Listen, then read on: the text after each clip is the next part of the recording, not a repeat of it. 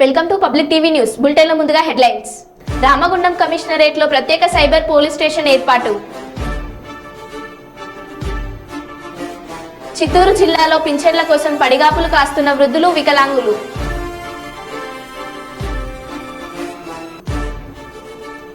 ఇద్దరు నకిలీ నక్సలైట్లను అరెస్టు చేసిన హన్మకొండ సిపిఎస్ పోలీసులు.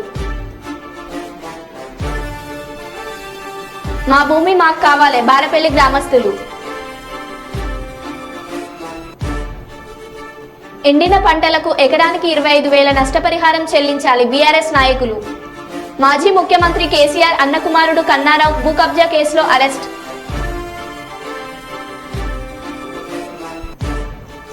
అధికంగా నమోదవుతున్న ఉష్ణోగ్రతలు. ఇక వివరాల్లోకి వెళ్తే, మంచిర్యాల జిల్లా తాండూరు మండలం రెచ్చిని గ్రామ పంచాయతీ పరిధిలోని బారపల్లి గ్రామంలో 2007 సంవత్సరంలో అప్పటి కాంగ్రెస్ ప్రభుత్వం పేదలకు ప్రభుత్వం ఇళ్ల స్థలాలు ఇవ్వాలని భూసేకరణ చేసింది. సర్వే నెంబర్ 41/ఏలో సుబ్బ దత్తుమూర్తికి చెందిన 1 ఎకరం 17 గుంటలు లక్ష్మి అనే మహిళకు చెందిన భూమిని సేకరించి వారికి నష్టపరిహారం కూడా ఇవ్వడం జరిగింది. అట్టి భూమిని రెవెన్యూ అధికారులు లేఅవుట్ చేసి 60 మందికి ఫ్లాట్లు కేటాయించడం జరిగింది. అయితే నిరుపేదలైన లబ్ధిదారులు నిర్మాణం చేయకపోవడంతో అదే అదునుగా భావించి అధికారులను ప్రలోభాలకు గురి చేసి ధరణి పోర్టల్లో తన పేరున పట్టా చేసుకుని రైతు బంధు, క్రాఫ్ట్ లోన్ కూడా తీసుకుంటూ అధికార దుర్వినియోగం చేశాడని ఆందోళన చేపట్టారు. తాండూరు మండల బీఆర్ఎస్ పార్టీ అధ్యక్షుడు single window chairman Subba Dattumurthy కబ్జా చేసి తన భూమి అని గ్రామస్తులపై దౌర్జన్యం చేశాడని దత్తుమూర్తి దిష్టిబొమ్మతో రెచ్చిని గ్రామ పంచాయతీ నుండి గ్రామ చివరి వరకు ర్యాలీ నిర్వహించి దహనం చేశారు. అనంతరం తాండూరు తహసీల్దార్ కార్యాలయానికి వెళ్లి తహసీల్దార్కు వినతి పత్రం అందజేశారు. చేసుకొని బ్యాంకులలో లోన్ తీసుకొని దర్జాగా తిరుగుతుండు టీఆర్ఎస్ నాయకుడు సుబ్బా దత్తుమూర్తి గారు. మా భూములు మాకే ఇవ్వాలని నేను అందరినీ కోరుతున్నాను. నా పేరు బామనపల్లి ఆనందరావు. మాది తాండూరు మండలం, మంచిర్యాల జిల్లా, బెల్లంపల్లి నియోజకవర్గం. మేము బారేపల్లి నివాసులం. కాంగ్రెస్ ప్రభుత్వం 2007లో ఒక గెజిట్ నోటిఫికేషన్ ఇచ్చింది.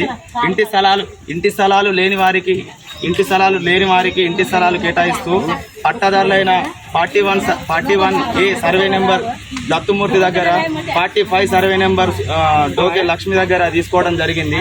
నోటిఫికేషన్ సంబంధించింది. ఇది డిక్లరేషన్ నోటిఫికేషన్. అప్పుడున్న కలెక్టర్ గారు అది గ్రామ పంచాయతీ సర్పంచ్, ఎంపీటీసీ ఆధ్వర్యంలోనే ఈ ల్యాండ్ తీసుకోవడం జరిగింది. ఇది కూడా దత్తుమూర్తి గారి దగ్గర తీసుకున్నప్పుడు సేల్ అగ్రిమెంట్, గవర్నమెంట్కి ఇచ్చిన సేల్ అగ్రిమెంట్ చేయడం జరిగింది. సేల్ అగ్రిమెంట్ అనంతరం వారికి 41 సర్వే నెంబర్ ఏలో 1 ఎకరం 43 సెంట్లు, ఆ భూమికి 1,21,550 రూపాయలు నష్టపరిహారం వచ్చింది. ఆయన చెక్ నెంబర్ కూడా ఇక్కడ ఉంది. దాని తర్వాత ఇవి 60 మంది లబ్ధిదారులు, ఇందిరమ్మ ఇంటి స్థలాలు పొందిన 60 మంది లబ్ధిదారులకు సంబంధించిన లబ్ధి దాన్ని టీఆర్ఎస్ పార్టీ అధికారంలో ఉన్నప్పుడు వారు చేసిన అరాచకాలు, అప్పుడు టీఆర్ఎస్ ప్రెసిడెంట్, ఇప్పుడు టీఆర్ఎస్ ప్రెసిడెంట్ ధరణి ద్వారా దీన్ని చేసుకోవడం జరిగింది. పట్టా తీసుకొని రైతు బంధు అనడం జరిగింది. సంబంధిత ఉన్నతాధికారులు, జిల్లా స్థాయి అధికారులు దీన్ని ఒక్కసారి విచారణ జరిపి బాధ్యులకు న్యాయం చేయాలని మేము సంబంధిత అధికారులు, ప్రభుత్వాన్ని కోరుకుంటున్నాం.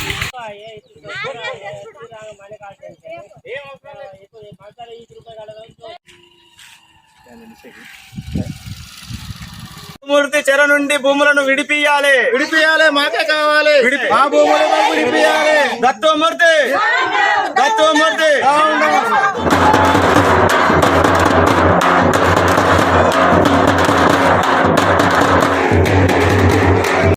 అందరికీ నమస్కారము. నా పేరు లండుగురు లక్ష్మి. మాకు పేదవాళ్ళకని భూములు ఇచ్చిండు దత్తుమూర్తి. కొనుగోలు చేసి దాన్ని అందరికీ పంచి ఇచ్చిండు. పంచిచ్చిన వలన మాకు వెళ్ళలేక మేము కొంతమంది భూములు కట్టకపోతే ఆ భూమిని మళ్ళా ఆయన తిరగబడి పట్టాలు చేసుకొని ఆ భూమిని ఆయన ఉంచుకొని మాకు ఇస్తలేడు. ఇప్పుడు ఇల్లు కట్టుకుందామంటే మాకు తలం చూపెడతలేడు. మరి ఆయన నేను ఇచ్చిన భూమి అని అంటాడు. అప్పుడు కొనుగోలు చేసుకొని ఆ భూమిని అందరితోని డబ్బులు తీసుకొని మాకు ఇచ్చేసినప్పుడు అయితే మా భూములు మాకు ఉండాలి కదా. మా భూములు మాకు ఇయ్యలేక ఇప్పుడు ఆయన పట్టాలు చేసుకున్నాడు. మాకు ఈమంటే ఇస్తలేడు. చిత్తూరు జిల్లా కుప్పంలో పింఛన్ల కోసం పడిగాపులు కాస్తున్న వృద్ధులు వికలాంగులు వాలంటీర్లను పెన్షన్ ఎందుకు ఇవ్వలేదని పెన్షన్దారులు అడగడంతో సచివాలయాల వద్ద వెళ్లి పెన్షన్ తీసుకోవాలని వాలంటీర్లు చెప్పారని వృద్ధులు వాపోయారు. 3వ తేదీ అయినా పెన్షన్ రాకపోవడంతో అవస్థలు పడుతున్నామని ఆవేదన వ్యక్తం చేసిన పెన్షన్ లబ్ధిదారులు. సచివాలయాల వద్ద పెన్షన్ కోసం పడిగాపులు కాస్తున్న వృద్ధులు నేడైనా పెన్షన్ ఇస్తారా లేదా అని ప్రశ్నిస్తున్న పెన్షన్ లబ్ధిదారులు.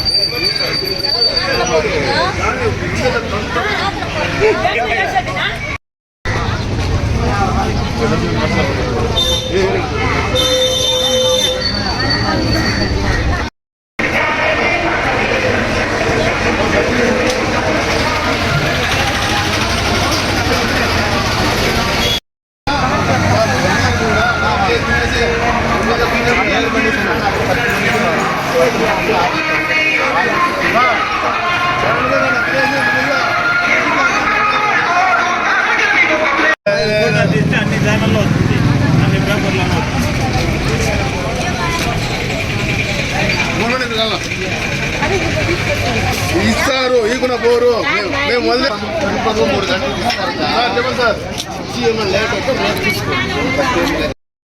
నమస్తే, నాది కుప్పం కొత్తపేట జేఆర్ మురళి, రాష్ట్ర వికలాంగుల డైరెక్టర్, డిస్ట్రిక్ట్ చైర్మన్, చిత్తూరు జిల్లా చైర్మన్. దివ్యాంగులకు పింఛన్లు 1వ తేదీ ఇవ్వడం లేదు. 1వ తేదీ నుండి 3వ తేదీ కూడా వస్తూ ఉంది. అదే వాలంటీర్లు అడిగితే సచివాలయంకి వెళ్ళండి, మాకు ఎటువంటి సంబంధం లేదన్నారు. అయితే ఇక్కడ సచివాలయంలో వెళ్తే అధికారులు కూడా ఎవరు కానీ పట్టించడం లేదు. అక్కడికి వెళ్తే సచివాలయంకి వెళ్తే కూడా సచివాలయం కూడా తీయడం లేదు. మా దివ్యాంగులు కూడా ఉదయం 5 గంటలకే పాల్గొన్నారు. వెళ్తే సచివాలయం సిబ్బంది కూడా అక్కడ ఎవరు లేకుండా పట్టించుకోవడం లేదు.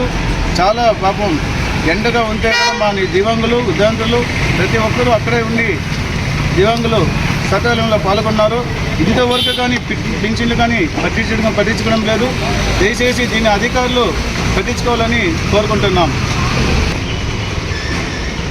ప్రతి ఒక్కరికి దివ్యాంగులకు విద్యార్థులకు సచివాలయం సిబ్బంది అందరికీ ప్రతి ఒక్కరికి పింఛన్లు అందించాలని కోరుకుంటున్నాం.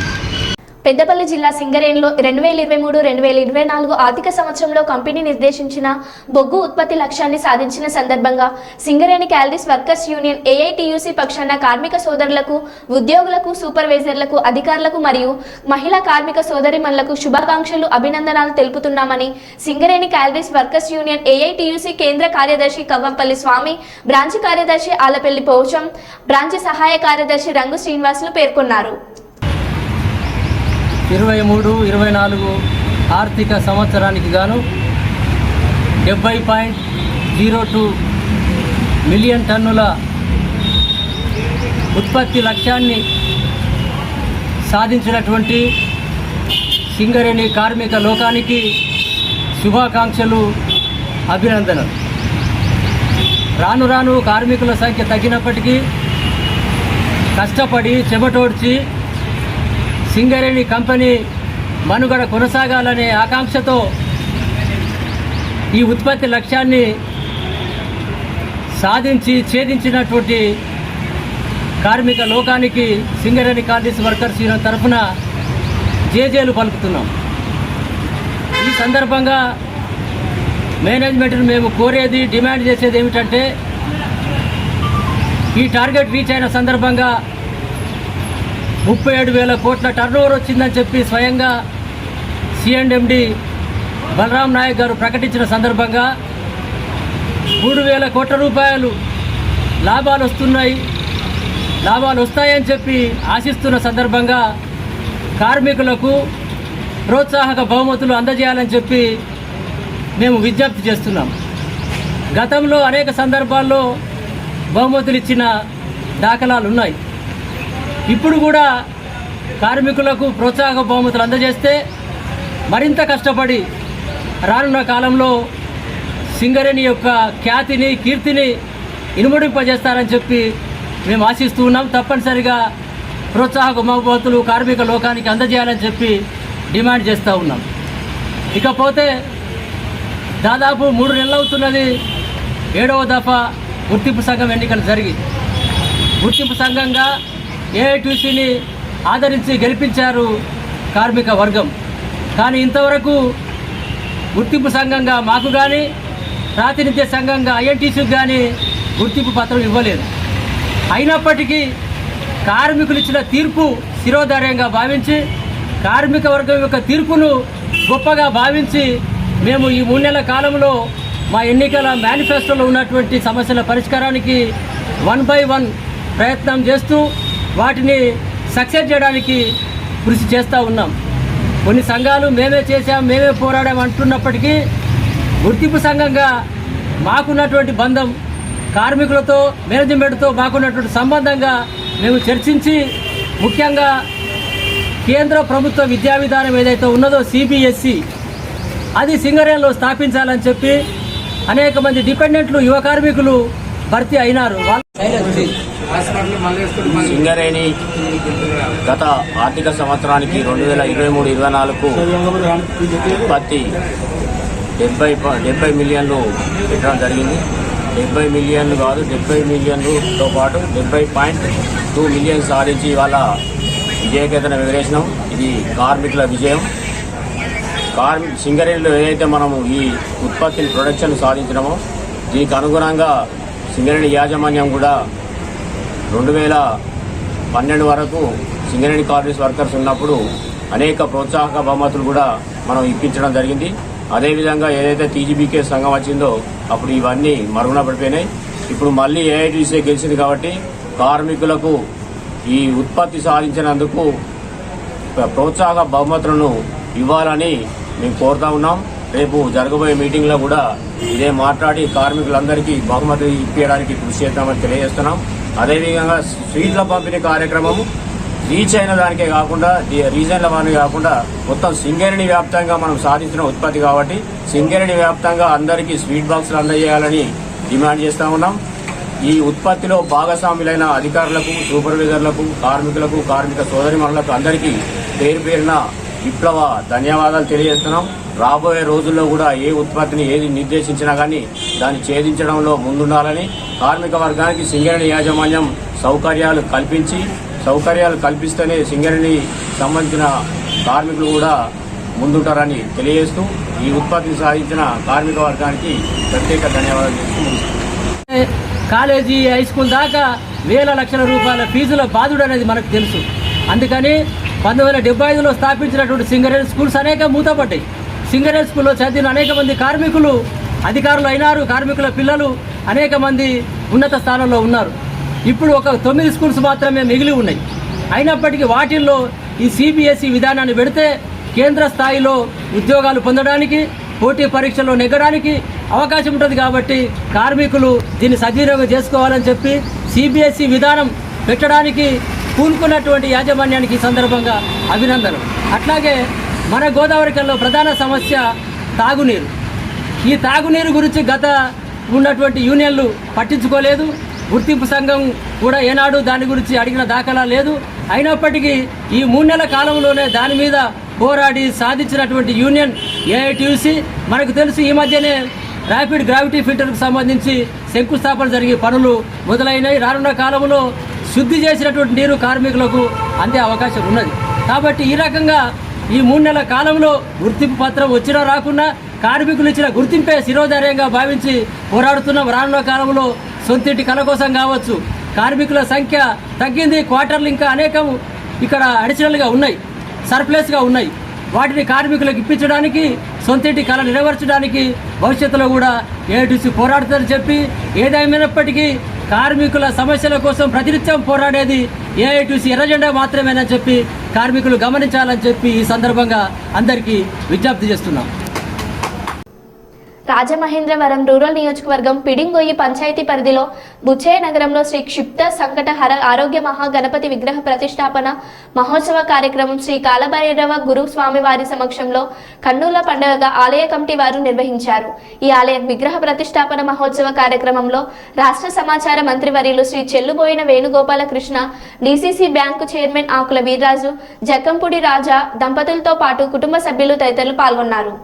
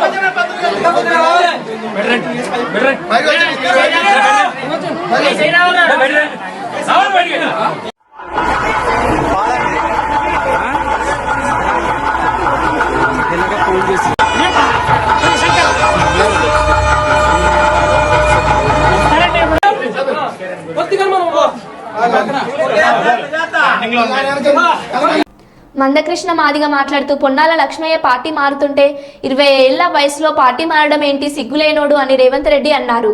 మరి ఇప్పుడు అదే 75 ఏళ్ల కడియం శ్రీహరి పార్టీలోకి వస్తుంటే రేవంత్ రెడ్డి ఎలా రాణించారని మందకృష్ణ మాదిగ ప్రశ్నించారు.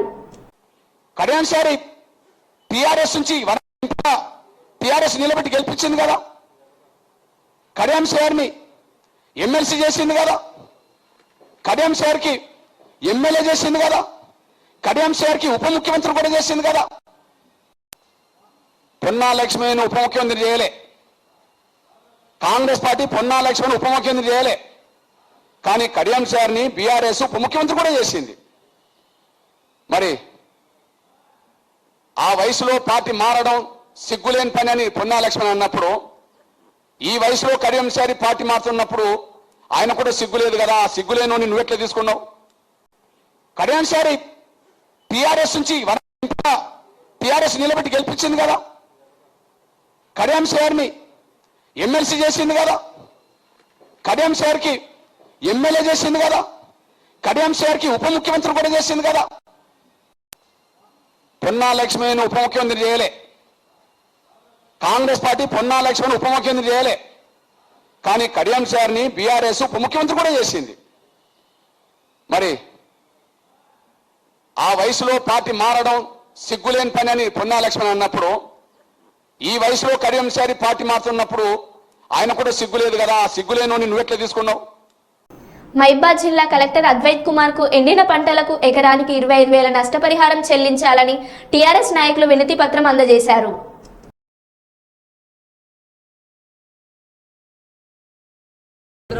మా మాజీ ఎమ్మెల్యేలు, ఎమ్మెల్సీ గారు మరియు మా పార్టీ తరపున ముఖ్య నాయకులు అందరం కలిసి కూడా ప్రత్యేకంగా రైతుల పక్షాన ఉండి ఏదైతే ఎలక్షన్ల ముందు కాంగ్రెస్ పార్టీ ఏదైతే హామీలు ఇచ్చిందో 500 రూపాయల బోనస్ ఇస్తా అన్న విషయం, నిరంతరంగా 24 గంటలు కరెంట్ ఇస్తా అన్న విషయం, 2 లక్షల రుణమాఫీ విషయము, ఇవన్నీ కూడా ప్రత్యేకంగా రాష్ట్రంలో ఉన్న ప్రతి ఒక్క రైతాంగం కూడా ఇప్పటికే చాలా ఇబ్బంది పడుతూ ఉంది. నీళ్లతోని చాలా పొలాలను ఎండుకోపోతూ ఉన్నాయి. సరైన టైంలో రైతులకు కరెంట్ ఇవ్వలేదు. దాంతోపాటు 2 లక్షల బోనస్, 2 లక్షల అయితే రుణమాఫీ వాళ్ళు చెప్పిన ప్రకారం డిసెంబర్ 9 ఇస్తాన్న మాటని నిలబెట్టుకోవాలని చెప్పేసి ప్రతి ఒక్కటి కూడా రైతుల పక్షాన ఉండి ఇవాళ బీఆర్ఎస్ పార్టీ అందరం కూడా జిల్లా కలెక్టరేట్లో ఇవాళ కలెక్టర్ గారిని కలిసి ఈ డిమాండ్లన్నీ కూడా రైతాంగం తరపున తప్పకుండా నెరవేర్చాలి, త్వరితంగా ఇవ్వాలని చెప్పి డిమాండ్ చేస్తూ ఉన్నాం. ఎందుకంటే మొన్ననే మా కేసీఆర్ గారు ప్రత్యేకంగా దేవురుపల్లకి వారైతే ప్రయాణమే వచ్చిండ్రో పొలాలు ఎండుకుపోయి రైతుల పక్షాలు నిలబడి వారికి ఎకరానికి 25,000 రూపాయలు డిమాండ్ చేసిన వెంటనే ఆ పొలాలు ఎండిపోయిన విషయాన్ని దృష్టిలో తీసుకురాగానే ఇప్పుడు హుటాహుటిన కాంగ్రెస్ పార్టీ ఇప్పుడు కేసీఆర్ గారిని చూసి భయపడి నిన్న కాళేశ్వరం నీళ్లు వదిలే విషయం మీ అందరూ తెలుసు. అంటే కేసీఆర్ గారు బయట వచ్చిన తర్వాత కేసీఆర్ గారు డిమాండ్ చేసిన తర్వాత ఇవాళ కాంగ్రెస్ పార్టీ ఆ పనిచేస్తూ ఉంది. కాంగ్రెస్ పార్టీ అయితే పార్టీలు పార్టీలు కండవాలు మార్చే మీద దృష్టి పెట్టినంత విధంగా రైతాంగం మీద దృష్టి పెడతలేదు. దాని పక్కన పెట్టి రైతాంగం పక్షాన ఉండి ఏదైతే మీ ఇచ్చిన ప్రధాన అంశాలు డిమాండ్లని పూర్తి స్థాయిగా నెరవేర్చాలని కాంగ్రెస్ పార్టీ డిమాండ్ చేస్తూ ఉంది. ఇద్దరు నకిలీ నక్సలైట్లను అరెస్టు చేసిన హన్మకొండ సిపిఎస్ పోలీసులు సంయుక్తంగా కలిసి అరెస్టు చేశారు. ఈ సందర్భంగా ఏసీపీ దేవేందర్ రెడ్డి మాట్లాడుతూ భారత communist party Maoist Cherla Sabari area committee CPI Maoist command Devanna పేరుతో ఎన్ఎస్ఆర్ గ్రూప్ అజారా హాస్పిటల్కు గుర్తు తెలియని వ్యక్తి బెదిరింపులకు పాల్పడుతూ పాలను కల్తీ చేసి ప్రజల ప్రాణాలతో చెలగాటం ఆడుతున్నారని, రోగుల ప్రాణాలతో చెలగాటం ఆడుతూ డబ్బులు అధిక మొత్తంలో దోచుకుంటున్నారని, ఎన్ఎస్ఆర్ గ్రూప్ హాస్పిటల్ ఆస్తుల వివరాలు డబ్బులు పట్టుకుని చర్చకు రావాల్సిందిగా ఈ విషయాన్ని పోలీసులకు చెబితే సిబిఐ ఈడీకి పంపిస్తామని, లేకుంటే నక్సలైట్ చేతిలో చచ్చిపోతారని బెదిరించారు. ఎన్ఎస్ఆర్ గ్రూప్ అజారా హాస్పిటల్ పోలీసులకు ఫిర్యాదు చేయగా 3 కేసులు నమోదు చేశారు. ములుగు రోడ్లో హనుమాన్ జంక్షన్ వద్ద వాహనాల తనిఖీలు చేస్తున్న క్రమంలో నిందితులు పట్టుబడ్డారు. నిందితుల నుండి 3 మొబైల్ ఫోన్స్, 1 ప్రింటర్, 1 ద్విచక్ర వాహనం స్వాధీనం చేసుకున్నారు. వరంగల్ జిల్లా నల్లబెల్లికి చెందిన శ్రీకాంత్తో పాటు కరీంబాద్కు చెందిన మహేష్ గా గుర్తించిన పోలీసులు.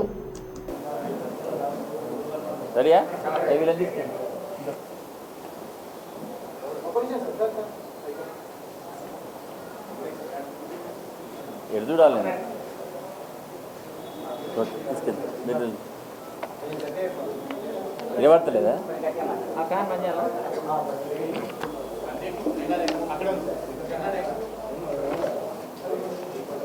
Okay, good evening to all. గత 4 రోజుల కింద మనకు ఇక్కడ 2 హాస్పిటల్, ఒకటి అజారా హాస్పిటల్ మరియు బస్టాండ్ దగ్గర ఉన్న ఒక దీపక్ శోధన్ హాస్పిటల్కు 2 లెటర్స్ ఇవ్వడం జరిగింది. ఇది మావోయిస్ట్కి సంబంధించింది. అదేవిధంగా ఎన్ఎస్ఆర్ హోటల్, మనకు గూడపాడు దగ్గర ఉన్న ఎన్ఎస్ఆర్ హోటల్ వాళ్ళకు కూడా ఇవ్వడం జరిగింది. ఎందుకంటే మావోయిస్టులు అని చెప్పేసి ఒక లెటర్ ఇచ్చి మీరు అవినీతికి పాటుపడుతున్నారు, ప్రజాకోర్టుకు రావాలి, అదేవిధంగా దానికి సంబంధించిన డబ్బులు కూడా మాకు అవసరం ఉన్నాయి, డబ్బులు కూడా ఇవ్వాలని చెప్పేసి అతను లెటర్ పంపించడం జరిగింది. ఆ తర్వాత ఒక ఫోన్ ద్వారా వాళ్ళకు బెదిరింగ్ కాల్స్, మీరు చెప్పిన కాడికి రావాలి, మా వాళ్ళు ఒక 2 వస్తారు అని చెప్పి వాళ్ళను 3-4 డేస్ నుండి బెదిరిస్తున్నారు. ఈలో వాళ్ళు కంప్లైంట్ ఇవ్వడం జరిగింది. ఇక్కడ వచ్చి మన 2 హాస్పిటల్ వాళ్ళు ఇక్కడ కంప్లైంట్ ఇచ్చారు. దానిపైన ఒక 2 కేసులు రిజిస్టర్ చేయడం జరిగింది. అదేవిధంగా ఎన్ఎస్ఆర్ వాళ్ళు కూడా ఆత్మకూరులో కంప్లైంట్ ఇస్తే దానిపైన కూడా కేసు రిజిస్టర్ జరిగింది. ఈ 3 కేసుల మీద దర్యాప్తు జరుగుతున్న క్రమంలో మనకు వచ్చిన ఇన్ఫర్మేషన్ ప్రకారం ఒక వ్యక్తిని మనం కస్టడీలోకి తీసుకోవడం జరిగింది. ఈరోజు ఉదయం అతన్ని కస్టడీలోకి తీసుకుని విచారించగా అతని పేరు వచ్చేసి దాసరి శ్రీకాంత్, గొల్లపల్లి గ్రామము, నల్లబెల్లి మండలం. అతను ప్రైవేట్ ఎంప్లాయీగా చేస్తాడు. అతను 25 ఇయర్స్. నల్లబెల్లి మండలంకి ఇంతకుముందుకు కొంత ఎక్స్ట్రీమిస్ట్ ప్రభావము ఉండేది. అట్లా అతనికి కొంత అతనికి ఎక్స్ట్రీమిస్ట్ ప్రభావాలు ఉన్నాయి. దానిలో భాగంగా ఈజీగా మనీ సంపాదించవచ్చు అనే ఉద్దేశంతో ఒక నకిలీ లెటర్ ప్యాడ్ తయారు చేయించాలనే ఉద్దేశంతో అతనికి దోస్తానైన ఒక ఫ్రెండ్ యొక్క జాల్ని మహేష్ అనే అతను, వరంగల్ చెందిన అతను ఏంటంటే మన ప్రింటింగ్ ప్రెస్ తయారు చేసి అవి కార్డ్స్ ఇట్లా కొట్టిస్తూ ఉంటాడు. అతని దగ్గరికి వెళ్ళి ఈ విధంగా మనం చేద్దామని చెప్పేసి ఇద్దరు అనుకొని దానిలో భాగంగా ఒక మావోయిస్ట్కి సంబంధించిన లెటర్ ప్యాడు, అది భారత communist party Maoist Cherla Sabari area committee అని చెప్పేసి ఈ విధంగా ఒక లెటర్ ప్యాడ్ కొట్టించి దాదాపు ఒక 70 వరకు మేము రికవర్ చేయడం జరిగింది. ఇందులో వీళ్ళకు ఫస్ట్గా 3కి ఇచ్చుతో ఇమ్మీడియట్గా ఎఫ్ఐఆర్ చేసి దర్యాప్తులో మనం వీళ్ళను 2ని కస్టడీ తీసుకొని విచారిస్తే వీళ్ళంతా నకిలీ నక్సలైట్లు అని చెప్పేసి మనకు తెలిసింది. దానిలో వాళ్ళని ఈరోజు మనం అరెస్ట్ చేసినాము. వాళ్ళ దగ్గర నుండి మిగతా ఒక 70 వరకు ఈ లెటర్ ప్యాడ్స్, తర్వాత ఒక 2 అంటే అతను సెల్ ఫోన్ ఏది యూజ్ చేశాడు, ఏ సిమ్ తోటి అతను బెదిరించాడన్న సిమ్ను, అది సెల్లు, తర్వాత వాళ్ళు చేస్తున్న 2 సెల్ ఫోన్లు, తర్వాత అది ఎందులో నుండి ప్రింట్ తయారు చేశారు అనేది సిపియు కూడా సీజ్ చేయడం జరిగింది. వాళ్ళు వాడిన వెహికల్ కూడా సీజ్ చేయడం జరిగింది. ఈరోజు వాళ్ళని అరెస్ట్ చేసి రిమాండ్కి పంపిస్తున్నాము. Thank you. అతను కూడా అరెస్ట్ చేయడం జరిగింది. ఇప్పుడు అతని పేరు వచ్చి కూడా జాల్ని మహేష్ అని చెప్పేసి అతను గిరిమాజిపేటకు సంబంధించింది. అది ఏ ప్రింట్లో దానిలో మనం సిపిఎస్లో కంప్యూటర్ కూడా సీజ్ చేయడం జరిగింది. ఎందుకంటే మనకు ఎవిడెన్స్ కూడా అందులో దొరికింది కాబట్టి దాన్ని కూడా సీజ్ చేయడం జరిగింది. ఇంతకుముందుకు వీళ్ళ మీద మనకు దర్యాప్తులో క్రైమ్ మొత్తం లేదు, ఇదే ఫస్ట్ క్రైమ్ వాళ్ళు. ఇప్పుడు వీళ్ళ పైన 3 కేసులు రిజిస్టర్ అయినాయి. 3 కేసుల్లో మనం రిమాండ్ చేయడం జరుగుతుంది.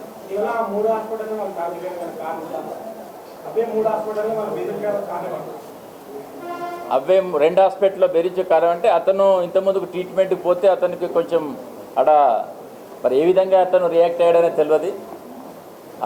వాటి మీద వాళ్ళు ఎక్కువగా మందులు తీసుకుంటున్నారు, వాళ్ళు అవినీతి జరుగుతున్న ఇతను ఈజీగా మనీ చేయించాలని చెప్పేసి ఒక టార్గెట్ చేసుకుంటా, కానీ ముఖ్యమైన కారణం అంటూ ఏమీ లేదు.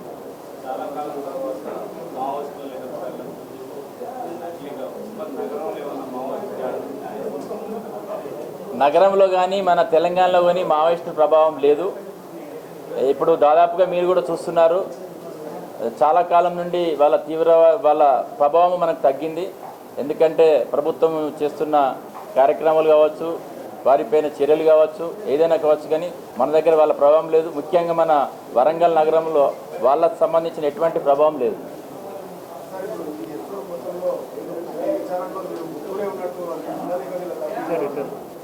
మనకు విచారణలో ఇప్పటి వరకు 2 అని తేలింది, ఇంకా విచారణ కొనసాగుతుంది. Okay, thank you. తర్వాత మరో బులెటిన్లో మళ్ళీ కలుద్దాం. Stay tune.